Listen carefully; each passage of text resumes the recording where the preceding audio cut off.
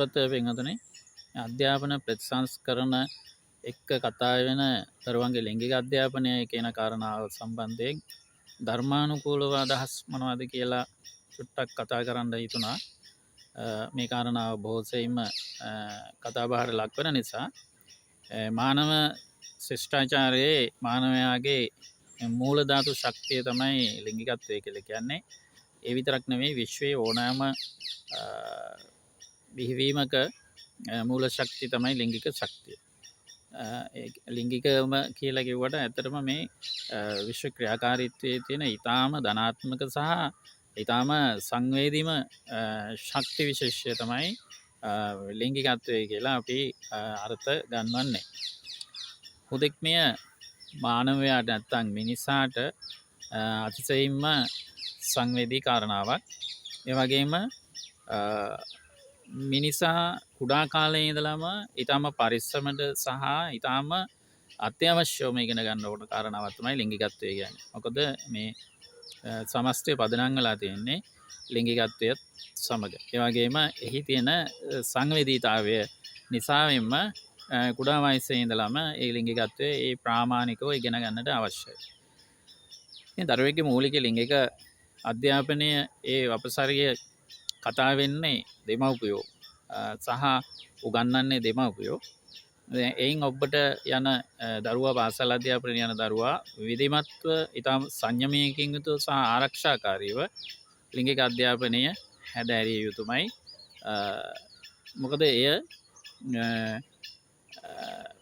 පුද්ගලයාගේ ජීවිතය හා බද්ධ වුණු බැඳුණු මානව විකාශනයේ සුවිශේෂී කාරණාවක් වන නිසා. තථාගත බුදුරජාණන් වහන්සේගේ ධර්මය තුළ සහ හින්දු ආදී විවිධ දර්ශනයන් තුළ ආගමක ඉගැන්වීම තුළ වගේම යෝග කලාව තුළත් මේ ආධ්‍යාත්මික ඍෂි ජීවිතය තුළ ලිංගිකත්වය පදනම් වෙලා තියෙනවා. සමස්ත ලිංගිකමය ක්‍රියාකාරකම ගැන කතා කරනවා. ඒ සෑම තැනකම ලිංගිකත්වය කියන එක ප්‍රතික්ෂේප වෙනවා. මානවයා මිනිසා තුළින් එය බැහැර කළ යුතු කාරණාවක් විදියටයි පෙන්වලා දෙන්නේ. මෙන්න මේ ප්‍රබල කාරණාවත් එක්කම වර්තමානික සමාජය තුලත් එදා මෙදා තුල සමාජය තුලත් මේ ලිංගිකත්වය දිහා විවිධ ආකාරයෙන් ජනතාව බලන්න පුරුදු වෙලා තියෙනවා.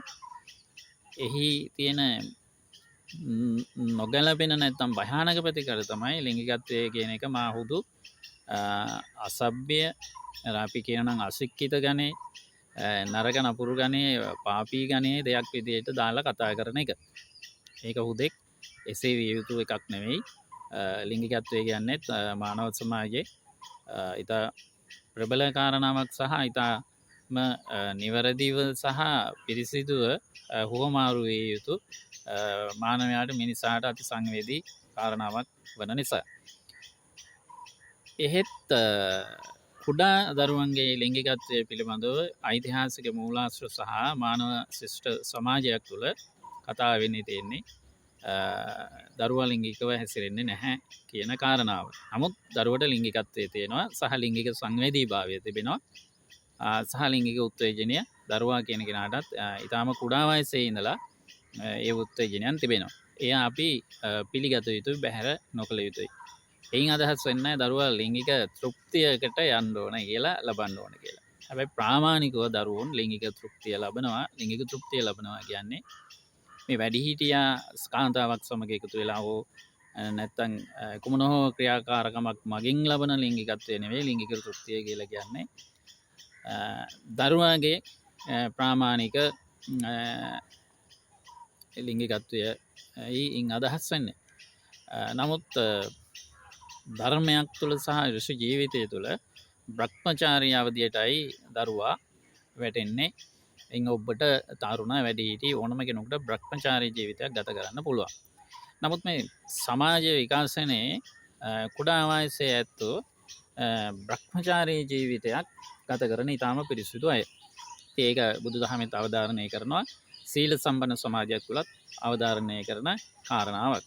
තථාගත බුදුරජාණන් වහන්සේගේ ධර්මයේ පුරාම යෝගාවචරයට, භාවනා යෝගයට නැත්නම් නිවන් දකින්න කටයුතු කරන කෙනාට ලිංගගත්තයෙන් බැහැරි විය යුතුයි කියන අර්ථ දැක්වීම බොහොම පැහැදිලිව තිබෙනවා. අපි මානව සමාජයේ බෞද්ධ සමාජයේ මේ පෙරදිග ඒ වගේ අපේ රටට ආවේනික ඉගැන්වීම නැත්තම් පුරුපුරුද්ද භාවිතය තමයි ලිංගිකව හැසිරිය යුතු නැහැ කියන කාරණාව. ලිංගිකත්වයෙන් ප්‍රතික්ෂේප කරනවා කියන කාරණාව. එයා සීල සම්පන්න කෙනෙක් කියනවා. ඉතින් මෙන්න මේ ආකල්පයත් එක්ක බොහෝ සෙයින්ම මේ ලිංගිකත්වය පිළිබඳව හරිම දඩබ්බර විදියටයි ජනතාව බලන්න පුරුදු වෙලා තියෙන්නේ. තර්කයකින් තොරව දරුවන් ලිංගිකව නොහැසිරිය යුතුයි. එයයි බ්‍රහ්මචාරී පිරිසිදු ජීවිත ක්‍රමය තුළ අර්ථවත් වෙන්නේ. එහි තියෙන වැදගත්කම කුමක්ද කියන එක පිළිබඳවයි මම පොඩ්ඩක් අදහස් දක්වන්න හදන්නේ. දරුවන් කුඩා වයසේ දරුවන් සාමාන්‍යයෙන් ලිංගිකව හැසිරෙන්නේ නැහැ. ඔවුන්ට එහෙම ප්‍රවණතාවයක් ඔවුන් තුළ ඇති වෙන්නේ නැහැ. ජීව විද්‍යාත්මකව සලකා බලද්දී මෙන්න මේ කාරණාවේදී යෝග කලාවෙත් ඔබ දන්නවා අපි දන්නවා මේ චක්‍ර අවදි කිරීමක් තිබෙනවා. මෙසේ චක්‍ර අවදි කරන්න නම් පැහැදිලිවම මේ භාවනාවත් බෞද්ධ භාවනාවටත් මේ අදාළයි. මේ මානවයාගේ තුළ තියෙන සුවිශේෂී ශක්ති කදම්බය මේ ශක්තිය ගොඩනගන්න ඒ ශක්තියෙන් මානවයාගේ මොලේ තීව්‍රතාවය ඇති කරගෙන එයින් ප්‍රයෝජන ගන්න. එහෙම නැත්නම් මේ ආධ්‍යාත්මික ප්‍රයෝජනය ලබා ගන්න, නැමියාව ලබා ගන්න මේ ලිංගිකත්වය ප්‍රබල විදියට බලපාන. ඒ කියන්නේ ලිංගිකත්වයෙන් බැහැර වෙන්නට ඕන. එතකොට මේ කුඩා වයසේ දරුවෝ මේ බ්‍රහ්මචාරී සීලය ආරක්ෂා කිරීම තුළ තමන්ගේ අධ්‍යාපනයට, ඒ වගේම ක්‍රීඩාවට, තමන්ගේ කාය වර්ධනයට, තමන්ගේ මානසික ශක්තිය ගොඩනැගීමට, මතක ශක්තිය ආදී අපි විවිධ ශක්තියින් පිළිබඳව, ශක්තිතාවයන් පිළිබඳව දරුවෝ සම්බන්ධව කතා කරනවා. මේකින් ඔගේ සියලු දක්ෂතාවයන් ඔප්නගා ගන්න මේ ලිංගික ශක්තිය උපකාර කරගන්නට පුළුවන්කම තිබෙනවා. මේ ගොඩක් දෙනෙක් මතු කරගෙනපු නැති කාරණාවක්, සමාජගත කරපු නැති කාරණාවක්. බොහෝ අය තමන්ගේ මූලචක්‍ර ක්‍රියාකාරීත්වය ලිංගයේ ආශ්‍රයෙන් මූලචක්‍රය පටන් ගන්න, පළවෙනි චක්‍ර අවදි කිරීම පටන් ගන්න. එහිදී විශේෂ ශක්ති ප්‍රභවයන් ගණනාවක් ගැබ්බලා තියෙනවා. එයින් ප්‍රබල එකක් තමයි ලිංගික ශක්තිය කියන එක. ඉතින් බොහෝ අය කරන්නේ, මානවයා වැඩිහිටියයි කරන්නේ තමන්ගේ ඒ මූල ශක්තිය, මූලාධාර ශක්තිය තමන්ගේ ලිංගික අවයවය උපයෝග කරගෙන බැහැර කරලා දැමීම. ඒ කියන්නේ ලිංගික තෘප්තිය ලබලා ඒ ශක්තිය ලිංගය ඔස්සේ බැහැරට මුදා හරිනවා, පිට කරනවා. හැබැයි යෝග කලාවේ තියෙන්නේ, නැත්තම් භාවනා යෝගයා කරන්නේ ඒ ලිංගික ශක්තිය සුසුම්නා කොඳුනාරටය දිගේ ඉහළට ඊළඟට පිළිවෙලින් චක්‍ර 2 3 4 5 6 7 කියන චක්‍ර 7ම අවදි කිරීම සඳහා ඒ ලිංගික ශක්තිය පාවිච්චි නොකර, බැහැර නොකර උඩු අතට ගමන් කරනවා. ඉහළට ගමන් කරනවා. ඉහළට ගමන් කරවීමෙන් පිළිවෙලින් මේ චක්‍ර 7ම අවදි කරගෙන හිස මුදුනෙන් මේ සමස්ත ශක්ති ප්‍රභවය විශ්වයට මුදා හරිනවා. අන්න ඒ යෝගාවචරය ආධ්‍යාත්මික පරිපූර්ණ ගුණයෙන් යුක්ත කෙනෙක් බවට පත් වෙනවා සහ විශ්ව ශක්තියත් එක්ක ඒකාත්මික වුණු විශ්වත් ඒ පුජ්‍යලයත් අතර සම්බන්ධතාවය අනන්තයට විශ්වරවා හරිනවා. ඒ කියන්නේ එතන සිට මේ දෙන්නෙක් වෙන්නේ නැහැ, එකම විශ්ව ශක්ති කදම්බයක් බවට පරිවර්තනය වෙනවා. මේසා සොයිසල් තැනකට ක්‍රමවේදයකට මේ මූලාධාර ශක්තිය නැත්නම් මේ ඒට බද්ධ වුණු මේ විශේෂිත ශක්තිය යක් තමයි ලිංගික ශක්තිය කියන්නේ. මේ ලිංගික ශක්තිය බැහැර කරන්න කෙනෙක් ලිංගාධාරයෙන් බැහැර කරන්න පුරුදු වුණොත් ඔහු ඇත්තනම දුර්වල පුජ්‍යලයේ බවට පත් වෙනවා. ඒ කියන්නේ මානසික ආධ්‍යාත්මික දුර්වල පුජ්‍යලයේ බවට පත් වෙනවා. ඒකම තමයි මේ දරුවන්ගේ ලිංගික ක්‍රියාකාරකමේදී, ලිංගික අධ්‍යාපනයේදී අපි පසල් පෙළ පොතේ කතා කරන්නට ඕන, උගන්වන්නට ඕන මෙන්න මේ ක්‍රියාකාරකම්. ඔබ ලිංගිකත්වය ඔබ අයාලේ අයිතු ලෙස භාවිතා කරොත් ඔබ මෙන්න මේ වගේ ඔබට හානි සිදු වෙන්න පුළුවන්. ඒ ඔබ බැහැර නොකර ඔබගේ අවශ්‍යතාවයට පාවිච්චි කරොත්. ඒ කියන්නේ අධ්‍යාපනයට, ක්‍රීඩාවට, කාය වර්ධනයට, බුද්ධි වර්ධනයට සහ තමන්ගේ පෙනුම, පැහැපත් බව, නිරෝගීකමට උපකාර කරගත හැකි ආකාරය.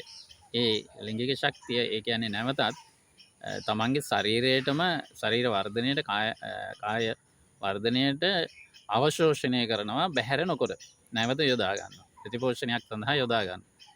මෙන්න මේ කාරණාවයි අපි දරුවන්ට පැහැදිලි කරලා දෙන්න ඕන. මෙන්න මේකයි ලිංගික අධ්‍යාපනය කියලා කියන්නේ. ඒ ලිංගික අධ්‍යාපනයේ තියෙන විවිධ රෝගාබාධ සහ සමාජ ආකල්ප සහ ඒක තමන්ගේ වයස, ලිංගිකත්වයට ප්‍රවේශ වෙන වයස, ලිංගිකත්වයට ප්‍රවේශ වෙන ආකාරය සහ තමන්ගේ සහකාරුවා තෝරා ගන්න ආකාරය, ඕකේ තිබිච්ච ගුණාංග, තමා සතු ගුණාංග, ලිංගික ක්‍රියාකාරකම සඳහා තමා සතු ගුණාංගත් තිබෙනවා. ඉතින් මෙන්න මේ පරාසයන් මැනවින් අධ්‍යයනය කිරීම තුළ ඇතරම දරුවන් හොඳ ලිංගික අවබෝධයකට යනවා. ඒ වගේම හොඳ ලිංගික කාය ශක්තියක් වර්ධනය වෙනවා. අර කුඩා වයසේ ඉඳලා අයාලේ තමන් නොදන්න ඇත්තරම මේක මේ අයුතු ලෙස ඉගෙන ගන්නට යන්නේ, අයාලේ ඉගෙන ගැනීමට යන්නේ විධිමත්ව ඉගෙන ගන්න නොලැබෙන නිසා.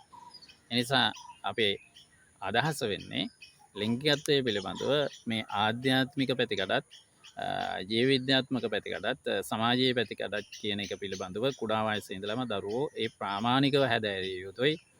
එහෙත් ලිංගිකත්වයට දරුවෝ නොපෙළඹිය යුතුයි. නිවැරදි ලිංගික අධ්‍යාපනයක් ලැබෙනවා නම් ඒ ලිංගික ක්‍රියාකාරකම මම හිතන්නේ ගොඩක් ප්‍රවණතා තියෙන පරිහරණය කළ යුතුයි. ඔවුන්ටත් ඒට අයිතියක් තියෙනවා වගේ ඉගැන්වීමකට සූදානම් වෙන බවක්ද තියෙන්නේ කියලා අපි ඒක හරියට අපි දන්නේ නැහැ. සමාජය තුළ කතා වෙන කාරණාවෙනුයි අපිට උපකල්පනය කරන්නට වෙන්නේ. නමුත් ඇත්ත කතන්දර ඒක නොවෙයි. තමන්ගේ කාය මහා මානසික ශක්තිය උද්දීපනය පිණිස නොගැලපෙන වයසේ ලිංගිකත්වය පරිහරණය නොකළ යුතුයි කියන කාරණා. ලිංගිකත්වය කියන එක පළල්, ලිංගිකත්වය කියන පරිහරණය වෙනවා.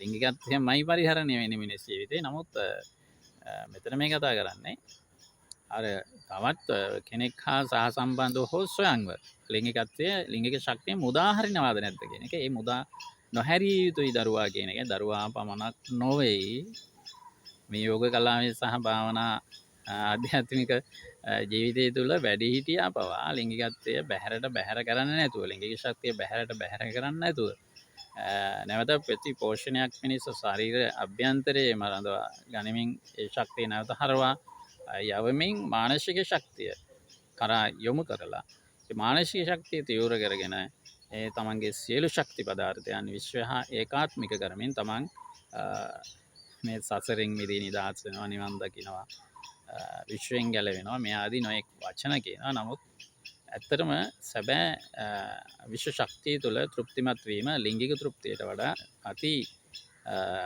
දෙවන්ත හා ප්‍රබල සුවදායක තෘප්තියක්. එන්නේ තෘප්තිය පිළිබඳ අවබෝධයයි දරුවට ලබා දෙන්න අවශ්‍ය වෙන්නේ. එහිද කෙනෙකුට හිතෙන්න පුළුවන් මේ සැබෑ ජීවියෙක් බිහි කරන්න යන්න නැතුව, ඒ කියන්නේ ජීව ක්‍රියාවලියට බද්ධ කරන්නේ නැතුව මේ වඳ සංස්කෘතියක් ගොඩනගන්නද එහෙම අධ්‍යාපනයක්. ඒක එහෙම කිසිසේත්ම වෙන්නේ නැහැ. මොකද ලිංගිකත්වය කියන එක ඒ ලේසියෙන් එහෙම මිදෙන්න බෑ. අපි මේකට කුණ්ඩලිනී කලාව හෝ සටන් කලාව හෝ භාවනා යෝගාවචරය හෝ කියන කෙනා මේ අපි කතා කරන ආකාරයේ සරල විදියටම ඒ ලිංගික ශක්තිය තමා තුළට අවශෝෂණය කරගෙන හිස මුදුනින් පිට කරන්න, එළියට දාන්න කටයුතු කරන්න. ඒක එසේමසේ කාරණාවක් නෙවෙයි. එනිසා මෙයින් සිද්ධ වෙන දේ තමයි නිවැරදි ලිංගික පරිණතභාවයකට මෝකුරා යන අවබෝධයකට දරුවා පත් වෙන තුරු දරුවාගේ මට්ටමින් අර ලිංගික ශක්තිය තමන්ගේ අධ්‍යාපනයට, ක්‍රීඩාවට සහ කාය වර්ධනයට, නිරෝගීතාවයට උපකාර කරගන්න දරුවා බොහෝම නිවැරදි ආකාරයට දැනගෙන ගන්නවා. ඒ දැනගෙන ගැනීම තුළ අර ලිංගික අවභාවිතය සහ විවිධ අනාචාරික පුද්ගලයන්ට, අපරාධමය පුද්ගලයන්ට දරුවාට අනවශ්‍ය විදියට දරුවා කෙරෙහි ලිංගිකත්වයෙන් ප්‍රවේශ වෙන්න තියෙන ඉඩකඩ සහ මුලින්ම ඇහිරිලා යනවා. ඒකට එකම විසඳුම තියෙන්නේ දරුවා පූර්ණ වශයෙන්ම ලිංගික අධ්‍යාපනයෙන් යුක්ත පැහැදිලි නිරවුල් අවබෝධයකින් යුක්ත පුද්ගලයෙක් බවට දරුවෙක් බවට පත් කර ගැනීම. සුපත්.